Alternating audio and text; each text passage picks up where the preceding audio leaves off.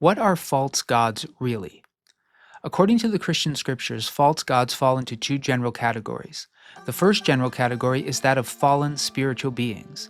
One passage of particular importance to understanding this reality is Deuteronomy chapter 32, verses 8 through 9, which reads as follows in the New Revised Standard Version.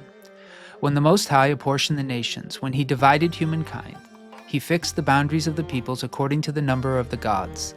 The Lord's own portion was his people, Jacob his allotted share.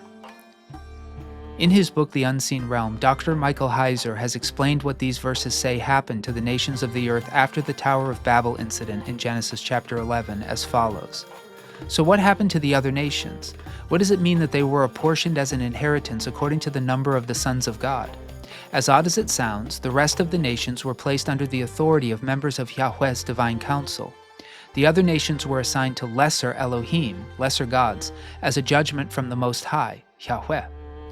It is for this reason that Moses went on to write the following a few verses later in Deuteronomy chapter 32, verses 16 to 17, with respect to Israel's worship of false gods. They made him jealous with strange gods. With abhorrent things they provoked him.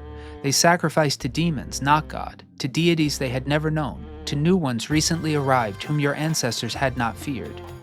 And this is also the reason that St. Paul the Apostle wrote the following in 1 Corinthians chapter 10, verse 20. No, I imply that what pagans sacrifice, they sacrifice to demons and not to God. I do not want you to be partners with demons. So some of the false gods worshipped by the nations of the earth are spiritual beings created by God, who have become demons by allowing themselves to be worshipped as gods. But these are not all of the false gods. Some of the things worshipped as gods by the people of the earth are what St. Paul called elemental spirits of the world. St. Paul is explained in Galatians chapter 4, verses 8 through 9 as follows. Formerly, when you did not know God, you were enslaved to beings that by nature are not gods. Now, however, that you have come to know God, or rather to be known by God, how can you turn back again to the weak and beggarly elemental spirits? And then he explained further in Colossians chapter 2, verse 8 as follows. See to it that no one takes you captive through philosophy and empty deceit, according to human tradition, according to the elemental spirits of the universe, and not according to Christ.